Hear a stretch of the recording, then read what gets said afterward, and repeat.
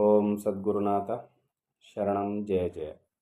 ಓಂ ಸಚ್ಚಿದಾನಂದ ಶರಣಂ ಜಯ ಜಯ. ಎಲ್ಲರಿಗೂ ನನ್ನ ನಮಸ್ಕಾರಗಳು.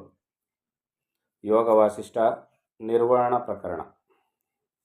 ವಸಿಷ್ಠರು ಶ್ರೀರಾಮಚಂದ್ರನಿಗೆ ಮೌನದ ವ್ಯಾಖ್ಯಾನವನ್ನು ಮಾಡ್ತಾಯಿದ್ರು. ಅದರಲ್ಲಿ ಸುಷುಪ್ತ ಮೌನವನ್ನು ತಾಳಬೇಕು ಅಂತ ಹೇಳ್ತಾಯಿದ್ರು.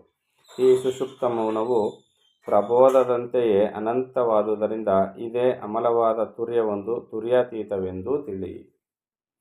ಈಗ ಏನು ಹೇಳ್ತಾ ಇದ್ದಾರೆ ಗುರುಗಳು ಅಂದರೆ, ಈ ಸುಷುಪ್ತ ಮೌನವು ಪ್ರಬೋಧದಂತೆಯೇ ಅನಂತವಾದುದರಿಂದ, ಪ್ರಬೋಧದಂತೆ ಅಂದರೆ ಆತ್ಮಜ್ಞಾನದ ಬೋಧನೆಯಂತೆ ಅನಂತವಾದುದರಿಂದ ಇದೇ ತುರ್ಯವು ತುರ್ಯಾತೀತವೆಂದು ತಿಳಿ. ಈಗ ಜಾಗೃತ, ಸ್ವಪ್ನ, ಸುಷುಪ್ತಿ ಅಂತಕ್ಕಂಥ ಮೂರು ಅವಸ್ಥೆಗಳು ಮಾತ್ರ ಪರಿಚಯ ನಮಗೆ ಚೆನ್ನಾಗಿದೆ.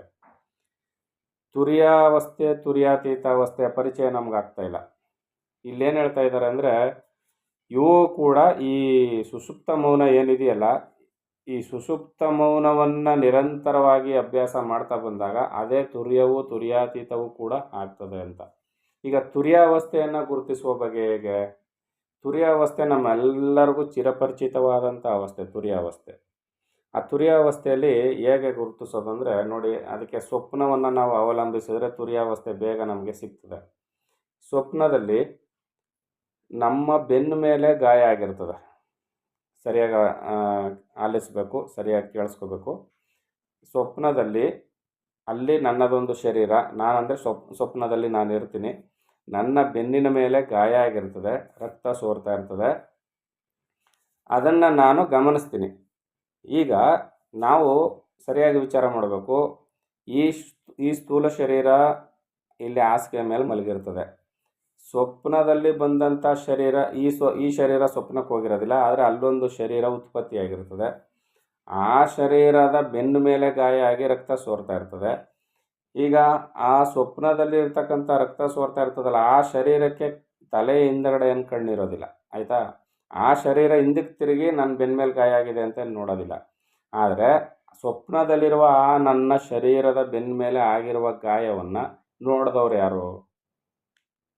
ಇಲ್ಲಿ ಹಾಸಿಗೆ ಮೇಲೆ ಮಲಗಿರೋ ಶರೀರ ಬಿದ್ದೋಗಿದೆ, ಕಣ್ಣು ಮುಚ್ಕೊಂಡು ಮಲಗಿದೆ, ಇಲ್ಲಿ ಯಾವುದೇ ಚಟುವಟಿಕೆ ಇಲ್ಲ, ಇದು ಕಣ್ಬಿಟ್ಟು ಆ ಶರೀರವನ್ನು ನೋಡ್ತಾ ಇಲ್ಲ. ಸ್ವಪ್ನ ರಾಜ್ಯದಲ್ಲಿ ಉತ್ಪತ್ತಿಯಾಗಿರುವ ಆ ಶರೀರನೂ ಆ ಗಾಯವನ್ನು ಗಮನಿಸ್ತಾ ಇಲ್ಲ. ಅಂದಮೇಲೆ ಅಲ್ಲಿ ನನಗಾದ ಬೆನ್ನ ಮೇಲೆ ಆಗಿರುವ ಗಾಯವನ್ನು, ರಕ್ತ ಸೋರ್ತಿರೋದನ್ನು ನೋಡಿದವರು ಯಾರು? ಇದು ವಿಚಾರ ಮಾಡಬೇಕಾಗಿರೋದು. ಸುಷುಪ್ತಾವಸ್ಥೆಯಲ್ಲೂ ಅಷ್ಟೇ. ನಾನು ಯಾವ ಕನಸಿಲ್ಲ, ಎಚ್ಚರ ಇಲ್ಲ, ಏನಿಲ್ಲ, ಒಳ್ಳೆ ನಿದ್ರೆಯನ್ನು ಮಾಡ್ತಾ ಇರ್ತೀನಿ. ಆದರೆ ಆ ನಿದ್ರೆಯ ಸುಖದ ಅನುಭವ ಮಾತ್ರ ಆಗ್ತಾ ಇರ್ತದೆ. ಯಾರಿಗಾಗ್ತಾ ಇರ್ತದೆ? ಆ ಶರೀರಕ್ಕಂತೂ ಆಗಿರಲ್ಲ. ಕನಸಿನ ಶರೀರವೂ ಇಲ್ಲ, ಅಲ್ಲಿ ಸ್ಥೂಲ ಶರೀರಕ್ಕೂ ಕೆಲಸ ಇಲ್ಲ, ಮಲಗಿದೆ. ಸ್ವಪ್ನ ಶರೀರವೂ ಇಲ್ಲವೇ ಇಲ್ಲ, ಸ್ವಪ್ನವೇ ಇಲ್ವಲ್ಲ. ಮತ್ತು ಆ ಸುಷುಪ್ತದಲ್ಲಿ ಆಗುವ ಸುಖ ಅನುಭವ ಯಾರಿಗಾಯಿತು? ಸ್ವಪ್ನದಲ್ಲಿ ಕಂಡಂಥ ಶರೀರದ ನೋವು ಯಾರು ನೋಡಿದ್ರು ಗಾಯವನ್ನು? ಈಗ ಎರಡು ಅವಸ್ಥೆಗಳನ್ನು ಅವಲಂಬಿಸ್ಕೊಂಡು ಜಾಗೃತಕ್ಕೆ ಬರೋಣ. ಜಾಗೃತ ಅವಸ್ಥೆಯಲ್ಲಿ ಬಂದಾಗ ಏನಾಗುತ್ತೆ ಅಂದರೆ, ಮನಸ್ಸು ಬೆಳಕಿನ ಮೂಲಕ ಚದರಿ ಹೋಗಿರ್ತದೆ ಜಗತ್ತಿನ ತುಂಬ. ಆಗೇನಾಗುತ್ತೆ, ಸ್ವಪ್ನದಲ್ಲಿ ಕಂಡಂತೆ ಸುಷುಪ್ತಿಯಲ್ಲಿ ಕಂಡಂತೆ ಸ್ವಲ್ಪ ಏಕಾಗ್ರತೆಯನ್ನು ಸಾಧಿಸೋದಕ್ಕೆ ಸಾಧ್ಯವಿಲ್ಲ ಜಾಗೃತನಲ್ಲಿ. ಆ ಕಷ್ಟಪಟ್ಟು ಸಾಧನೆಯನ್ನು ಮಾಡಿದ್ದೇ ಆದರೆ ಸ್ವಪ್ನದಲ್ಲಿ ಹೇಗೆ ನಾನು ಗಾಯಗೊಂಡಿರುವುದನ್ನು, ನನ್ನ ಶರೀರವನ್ನು ಗಮನಿಸ್ತವನೊಬ್ಬ ಇದ್ದೀನೋ, ಜಾಗೃತನಲ್ಲಿ ಈ ಸ್ಥೂಲ ಶರೀರ ಕೂಡ ಕೆಲಸ ಮಾಡುವುದನ್ನು ನಾನು ಸಪ್ರೇಟಾಗಿ ನಿಂತು ಒಬ್ಬನ ಗಮನಿಸ್ತಾ ಇದ್ದೀನಿ ಅನ್ನೋ ಸತ್ಯ ಅರಿವಾಗುತ್ತೆ. ಹೇಗೆ ಸ್ವಪ್ನದಲ್ಲಿ ಗಾಯವನ್ನು ಹೇಗೆ ಒಬ್ಬನು ನೋಡಿದ್ನೋ, ಕನಸಿನ ಶರೀರವೂ ನೋಡಲಿಲ್ಲ, ಈ ಸ್ಥೂಲ ಶರೀರ ಮನಗಿತ್ತು, ಇಬ್ಬರೂ ನೋಡಲಿಲ್ಲ. ಆದರೆ ಗಾಯದ ಅನುಭವ ಆಯಿತೋ ಇಲ್ವೋ, ಅಲ್ಲಿ ಗಾಯ ಆಗಿದ್ದನ್ನು ನೋಡಿದ್ನೋ ಇಲ್ವೋ, ಅದರಂತೆ ಜಾಗೃತಾವಸ್ಥೆಯಲ್ಲೂ ಕೂಡ ಈ ಸ್ಥೂಲ ಶರೀರ ಎಚ್ಚರಗೊಂಡು ಕೆಲಸ ಮಾಡುವುದನ್ನು ಕನಸಿನಲ್ಲಿ ಯಾರು ಅನುಭವ ತಂದುಕೊಂಡನೋ, ಸುಷುಪ್ತಿಯಲ್ಲಿ ಯಾರು ಅನುಭವ ತಂದುಕೊಂಡನೋ, ಆತನೇ ಈ ಜಾಗೃತನಲ್ಲಿಯೂ ಕೂಡ ಈ ಶರೀರ ಚಟುವಟಿಕೆಯಿಂದ ಕೆಲಸ ಮಾಡುವುದನ್ನು, ಜಗದ್ವ್ಯಾಪಾರ ನಡೆಯುವುದನ್ನು ನೋಡ್ತಾ ಇರ್ತಕ್ಕಂಥ ಒಂದು ಅವಸ್ಥೆ ಇರ್ತದೆ. ಇದನ್ನು ತುರ್ಯಾವಸ್ಥೆ ಅಂತ ಕರೀತಾರೆ. ಈ ಅವಸ್ಥೆಯಲ್ಲಿ ನಿಲ್ಲಬೇಕಾದ್ರೆ ಬಹುಮಟ್ಟಿಗೆ ಸಾಧನೆ ಬೇಕು. ಅದಕ್ಕೋಸ್ಕರನೇ ಇಲ್ಲಿ ಒತ್ತಿ ಹೇಳ್ತಾ ಇರ್ತಕ್ಕಂಥದ್ದು, ಯಾವಾಗ ಈ ಹಂತವನ್ನು ತಲುಪ್ತೀವೋ, ಸಾಧನೆಯನ್ನು ಮಾಡಿ ಯಾವಾಗ ಈ ಹಂತವನ್ನು ತಲುಪ್ತೀವೋ ಆಗೇನಾಗುತ್ತೆ, ಮನಸ್ಸಿನ ವ್ಯಾಪಾರಗಳು ಸಂಪೂರ್ಣವಾಗಿ ಜಗದ್ ವ್ಯಾಪಾರದಿಂದ ಒಳಗೆ ಬರಬೇಕು. ಚದುರಿ ಹೋಗಿರ್ತಕ್ಕಂಥ ಮನಸ್ಸು ಜಗತ್ತಿನ ಎಲ್ಲದರ ಮೇಲೆ ಹೋಗಿ ಕೂತ್ಕೊಂಡಿರ್ತದೆ ಮನಸ್ಸು. ಅದೆಲ್ಲದರಿಂದನೂ ಅದನ್ನು ತಂದು ಅಂತರ್ಮುಖಿ ಮಾಡ್ತಾ ಹೋಗಬೇಕು.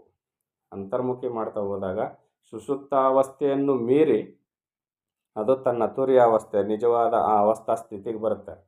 ಸಹಜವಾಗಿ ಅದರ ಅವಸ್ಥೆ, ಆ ಅವಸ್ಥೆಯಲ್ಲಿ ಏನಾಗುತ್ತೆ, ಎಲ್ಲವನ್ನೂ ಗಮನಿಸ್ತಾ ಇರ್ತದೆ. ಯಾವುದರಲ್ಲಿ? ತುರಿಯಾವಸ್ಥೆಯಲ್ಲಿ ಎಲ್ಲವನ್ನ ಗಮನಿಸ್ತಾ ಇರ್ತದೆ. ಎಲ್ಲವನ್ನು ಗಮನಿಸ್ತಾ ಇದ್ದಾಗ ಏನಾಗುತ್ತೆ, ತುರಿಯಾತೀತ ಅವಸ್ಥೆಗೆ ಬಂದಾಗ ಏನಾಗುತ್ತೆ, ತುರಿಯಾತೀತ ಅವಸ್ಥೆಯಲ್ಲಿ ಎಲ್ಲವೂ ನಾನೇ ಆಗಿದ್ದೀನಿ ಅನ್ನುವ ಸತ್ಯದ ಅರಿವು ಬರುತ್ತೆ. ಎಲ್ಲವೂ ನಾನೇ ಆಗಿದ್ದೀನಿ. ಈಗ ಮನೆಯಲ್ಲಿ ಎಲ್ಲರ ಅನುಭವವನ್ನು ತಿಳ್ಕೊಳ್ಳೋಣ. ಮನೆಯಲ್ಲಿರ್ತಕ್ಕಂಥ ವಸ್ತುಗಳನ್ನು ನೋಡಿದ್ರೆ ಇದು ಕೂಡ ನಾನೇ ಆಗಿದ್ದೀನಿ. ಮನೆಯಲ್ಲಿ ಒಂದು ಸ್ಟೌವಲ್ಲಿ ಬೆಂಕಿ ಉರಿತಾ ಇರ್ತದೆ. ಆ ಬೆಂಕಿಯನ್ನು ನೋಡಿದಾಗಲೂ ಕೂಡ, ಶರೀರವನ್ನು ಹೊರತುಪಡಿಸಿ ಆ ಬೆಂಕಿಯನ್ನು ನೋಡಿದಾಗಲೂ ಕೂಡ ಆ ಉರಿತಾ ಇರುವ ಬೆಂಕಿಯೂ ನಾನೇ ಆಗಿದ್ದೀನಿ. ಮಳೆ ಬರ್ತಾ ಇದ್ದರೆ ಸುರಿತಾ ಇರೋ ಮಳೆಯನ್ನು ನೋಡಿದ್ರೂ ಕೂಡ ಅದು ನಾನೇ ಆಗಿದ್ದೀನಿ. ಪ್ರತಿಯೊಂದು ಕಾಣಬರುವುದೆಲ್ಲವನ್ನು ನಾನೇ ಆಗಿದ್ದೀನಿ ಅನ್ನುವ ನಿಜವಾದ ಆ ಅನುಭವ ಒಬ್ಬ ಸಾಧಕನಿಗೆ ಬರ್ತದೆ. ನಾನೇ ಆಗಿದ್ದೀನಿ, ಸರ್ವವೂ ನಾನೇ ಆಗಿದ್ದೀನಿ ಅನ್ನೋ ಸ್ಥಿತಿಗೆ ಸಾಧಕ ಒಳಗಾಗ್ತಾನೆ.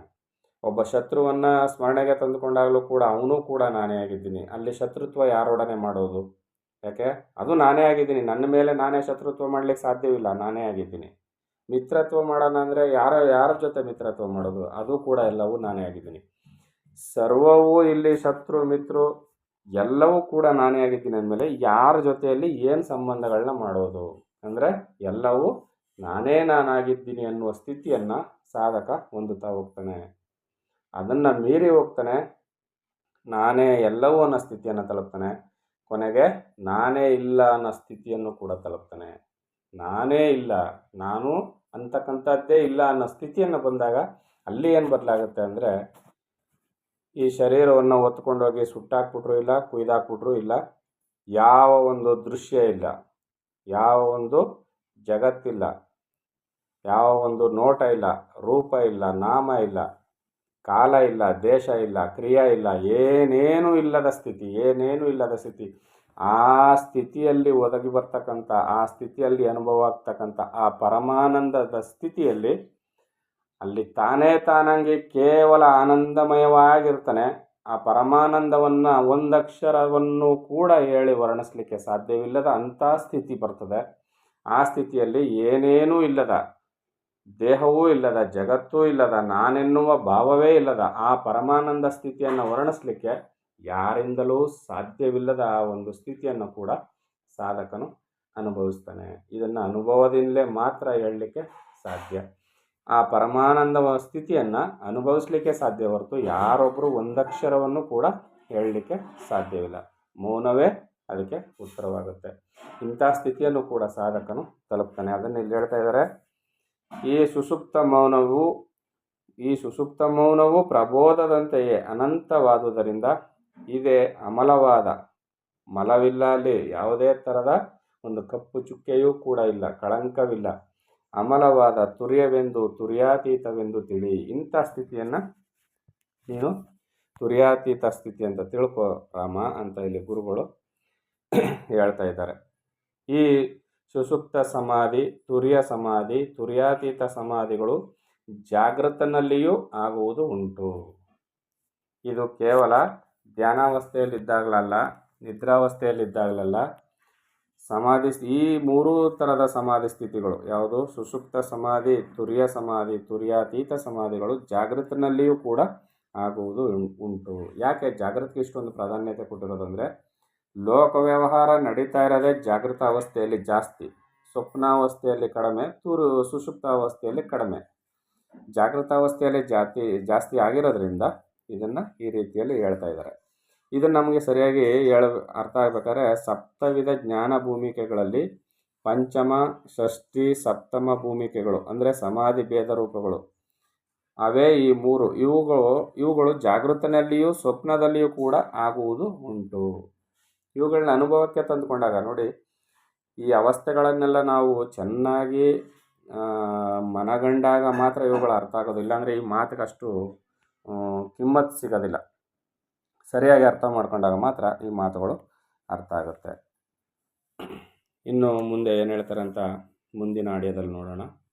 ಎಲ್ಲರಿಗೂ ಒಳ್ಳೆಯದಾಗಲಿ. ಓಂ ಸದ್ಗುರುನಾಥ ಶರಣಂ ಜಯ ಜಯ. ಓಂ ಸಚ್ಚಿದಾನಂದ ಶರಣಂ ಜಯ ಜಯ. ಹರಿ ಓಂ ತತ್ಸತ್. ಹರಿ ಓಂ ತತ್ಸತ್. ಹರಿ ಓಂ ತತ್ಸತ್.